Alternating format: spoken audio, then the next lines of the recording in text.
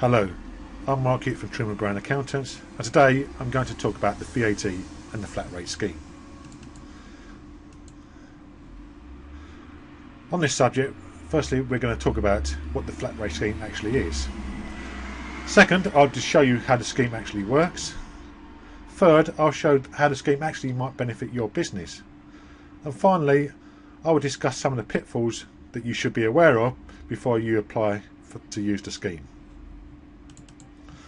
So what is the flat rate scheme? The flat rate scheme was introduced in 2002 by the Inland Revenue. The main aim of the scheme was to simplify the accounting for VAT for small businesses. A business can actually apply to be a member of the scheme if its taxable turnover is less than £150,000 excluding VAT. The business only needs to leave the scheme if its turnover is more than £230,000 excluding VAT. So how does the scheme actually work? First, the business will charge their customers VAT as normal. So if the business is supplying its customers what we call standard rated supplies, it will charge VAT on those supplies at the standard rate of 20%. However, when the business comes to reconcile their VAT liability, they will calculate the VAT on a percentage of the VAT inclusive turnover, rather than working out the output VAT on sales and the input VAT on purchases. However, the business can also claim the input VAT on capital expenditure over £2,000, which is inclusive of VAT. With regard to the claim of VAT on capital expenditure, the business should be aware that the claim must be based on a single invoice.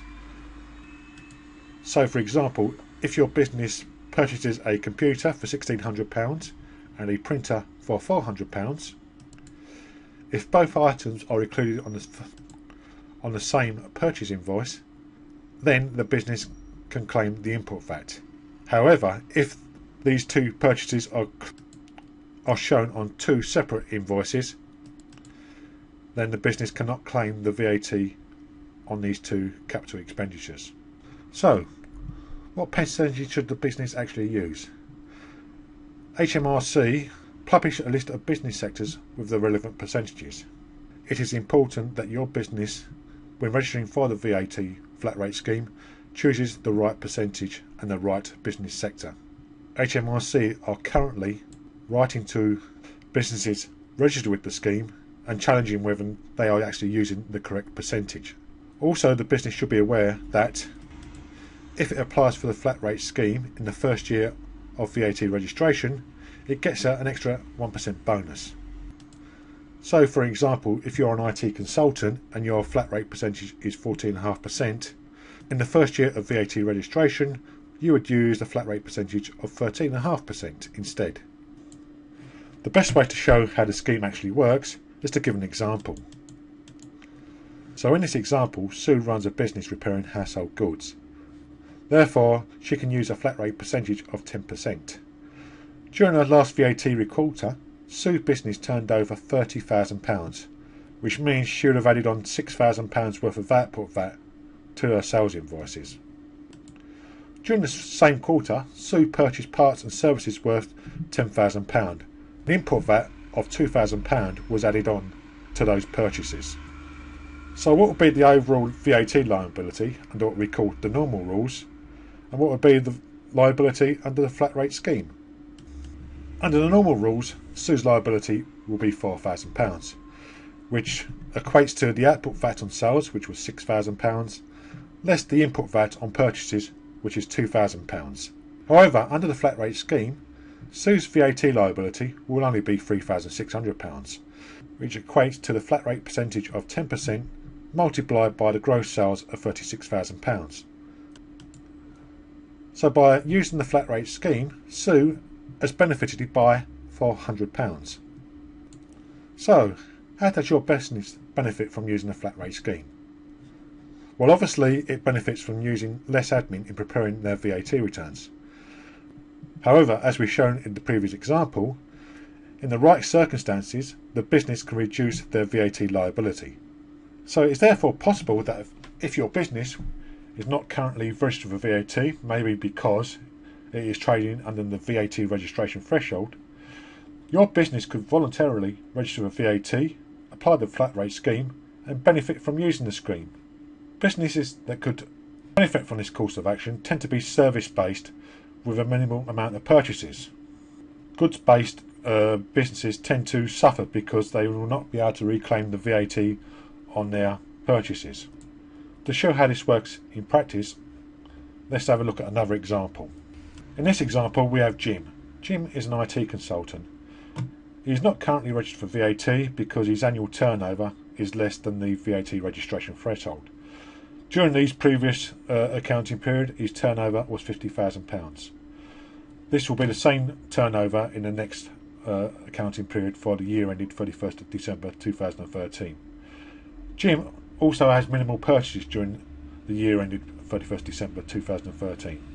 So what would happen if he was to register for VAT and also for the flat rate scheme? If Jim registered for VAT in the flat rate scheme, he would charge his customers an extra £10,000, which relates to the standard rate of VAT. However, his VAT liability, based on a VAT inclusive income of £60,000 multiplied by the flat rate percentage for IT consultants, which is only 14.5%, equals £8,700.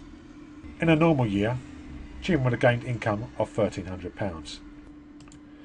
This equates to the extra £10,000 that he will receive from his customers through charging VAT, less the £8,700 he would have paid over to HMRC with regard to the VAT liability. However, because it's the first year of VAT registration, Jim can apply the 1% bonus. And as a result, the VAT liability paid over to HMRC will fall to £8,100. Therefore, Jim will gain income of £1,900 for that year of trading. You can immediately see from this example that a service-based industry business can gain from using the flat rate scheme. However, there are a number of pitfalls that your business should avoid if you want to consider applying for the flat rate scheme. The first one is obviously your clientele. Before registering for VAT and the flat rate scheme, you need to research your customers. Specifically, you need to know whether your customers are VAT registered or not. Because if you used to voluntarily register for VAT, you are increasing your prices by 20%. Now, if your customers are VAT registered themselves, they can reclaim the VAT that you have charged them on their sales. However, if customers are not VAT registered, if you increase your prices by 20% by including VAT on your sales, the customer will be unable to reclaim the VAT themselves. Therefore, increasing your prices could lead to you losing the customer. The second problem with the flat rate scheme is the definition of turnover for the flat rate. Turnover for the flat rate scheme includes VAT inclusive sales at the standard rate, at the zero rate, and reduced rate supplies. It also includes sales of exempt supplies, sales of capital expenditure goods, sales to other EU countries, and sales of second-hand goods. To show how this definition could affect your business, the best way to again is to show an example. In this example, Dan is a self-employed management consultant. His income from self-employment is £40,000. However, he also owns 2 buy-to-let flats where he receives rents of £20,000 per annum. Dan has decided to register for VAT and also to register to use the flat rate scheme on his earnings for a management consultant. He has found out that the relevant percentage for the flat rate scheme for his industry is 14%. So by registering for VAT, Dan would invoice his customers an extra £8,000 in VAT on his consultancy income, meaning that his VAT inclusive income will be £48,000. By applying the flat rate scheme, his VAT liability on his consultancy income is £6,720, which equates to the VAT inclusive income of £48,000 times the flat rate percentage of 14%.